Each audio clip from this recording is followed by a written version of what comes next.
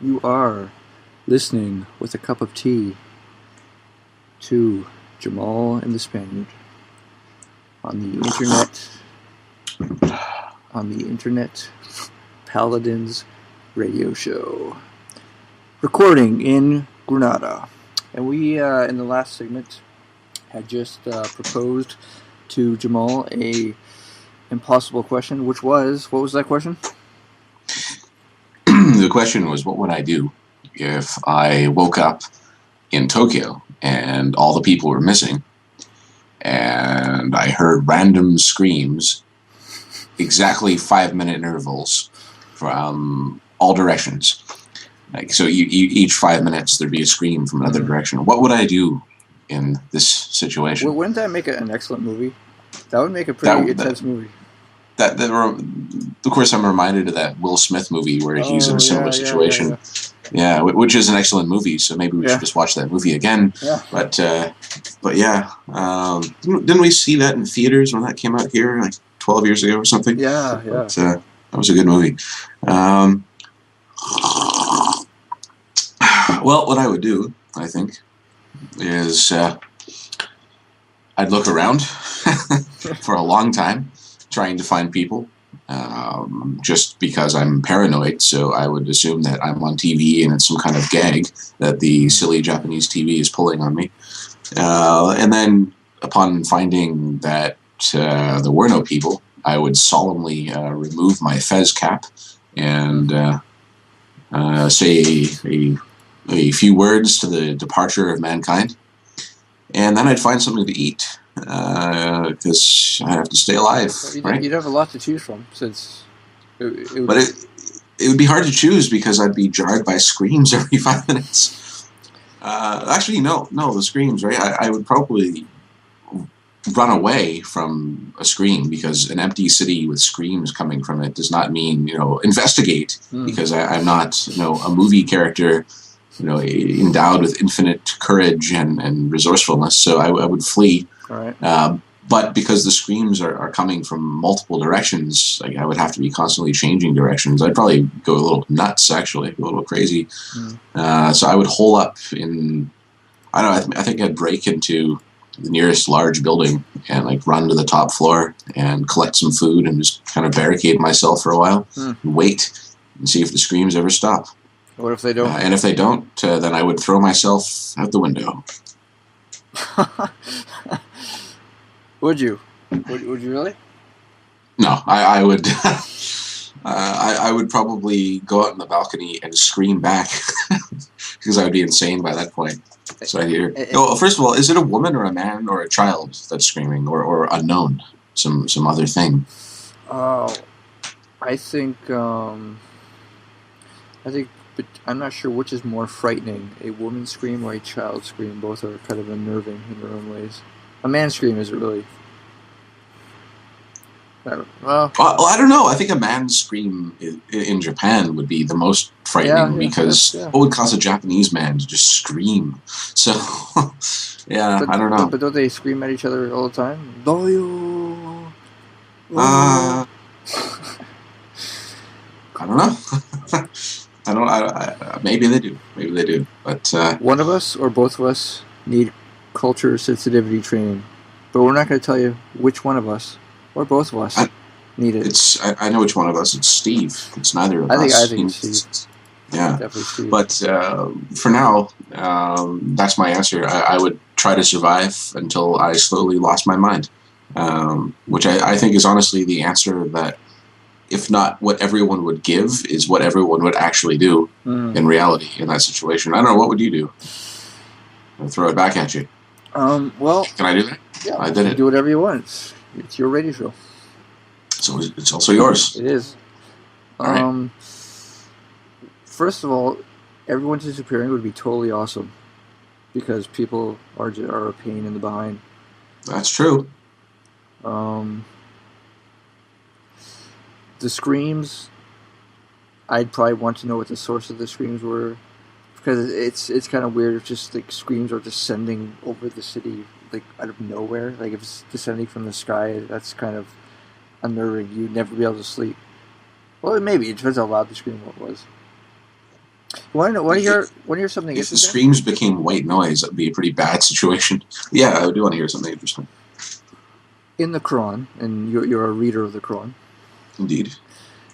Um, Several villages or towns or communities, after a messenger was sent to them and they rejected the messenger, and for those who haven't read the Quran, basically, God sends a messenger to the town, delivers the message, which is basically believe in God, or that's it, your time's up. And these towns basically either criticize or usually kill the guy who was sent to them.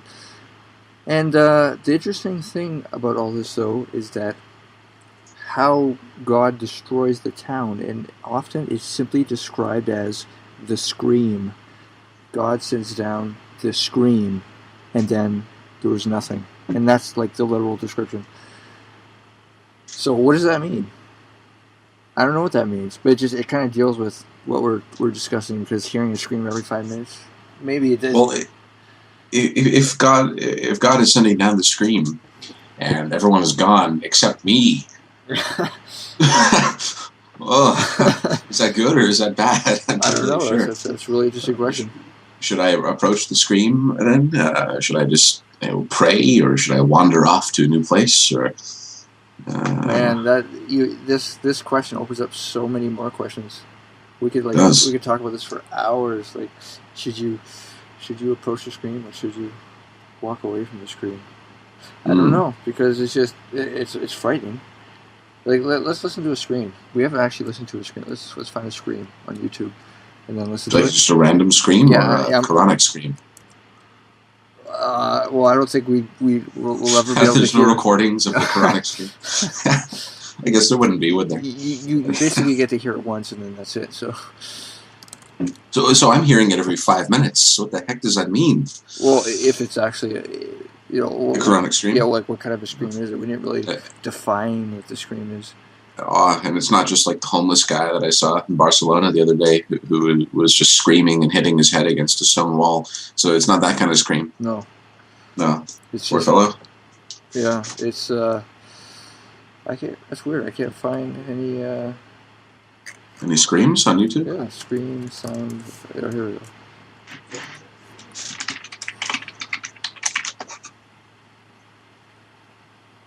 Oh, here's one. Let's see how it goes.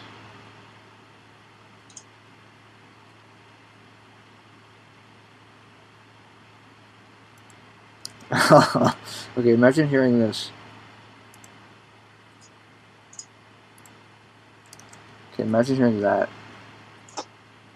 Now, you guys can't hear what we're hearing, but just picture it.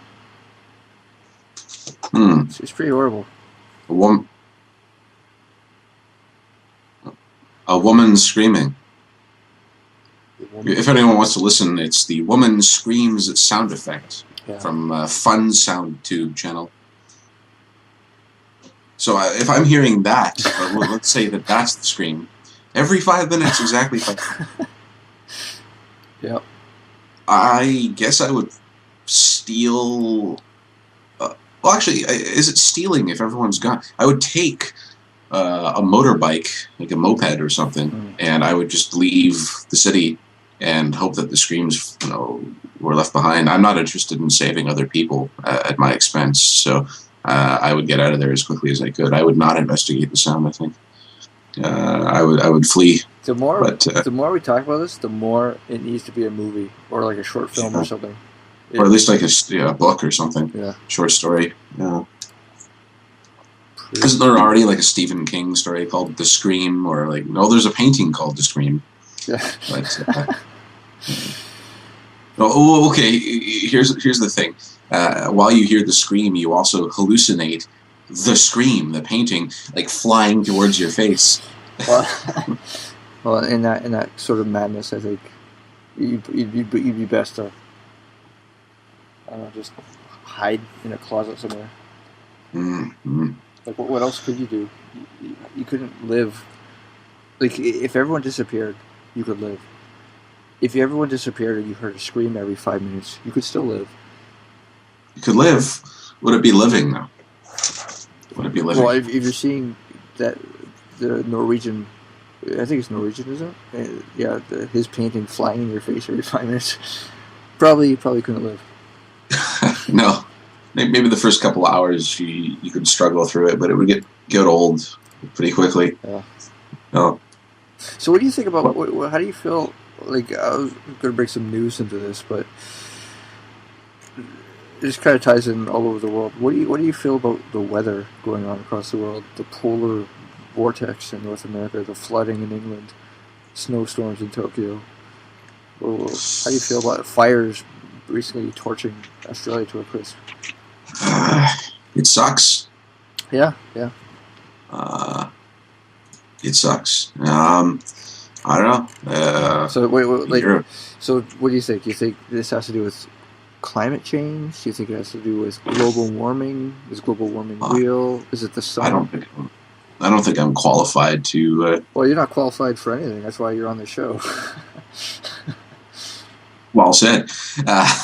Well, I know that like recently here it's been pretty nice, but that's because we're in beautiful Granada, and Andalusia is not exactly known for its terrible weather. But it's 13 degrees Celsius right now. I'm not going to convert that into fake measurements for Americans. Learn Celsius. The rest of the world uses it. So the droughts get kind of old, but. Well, I mean, I don't mind. I was born in North Africa, right? So, water to me is still this miraculous marvel. Every time I see it, I cry a little bit inside. So, but I don't know. Fires in Australia seems to be like a weekly event in the last few years. It's like there aren't fires in Australia. Oh, that's weird. I remember when I was studying in Canada that there were fires there. So, I mean. And you were studying in, what was it, California or something? I don't remember where you went all those years ago, but there were fires there. So you were talking about the fires. Fire. The whole world is on fire. It's snowing, and no one has enough food, water, or clean air. So basically, just a day in the life of a human being on Earth, right? Yeah, I don't know about global warming. I mean, I'm gonna maybe piss a lot of people off when I say that I don't feel confident that it's real, or not that it's real, but that it's the way that people say it, that it is. Like everyone's like, oh yeah, global warming, oh man, it's terrible, man. I don't know, like, especially when you look and see that like 95% of scientists have said that there's no conclusive evidence that global warming is real. And that the only scientists that people quote are like the tiny percent that Al Gore seems to like, and that Al Gore is. For those who somehow don't know him, he was American vice president, I think, and he made this documentary a few years ago about climate change. I don't remember the name. Do you remember the name? An Inconvenient Truth. Ah, right. And everyone shit their pants when they saw that. And yet there have been other documentaries that have come out since that have tackled the other argument that nobody talks about because it's fashionable to support global warming. And if you say that maybe it's not everything that it's talked up to be, you're immediately like one of those crazed conspiracy theorists on the internet and dismissed. So I don't know. I don't know. I honestly, I don't even care, because it doesn't matter what we do to the Earth.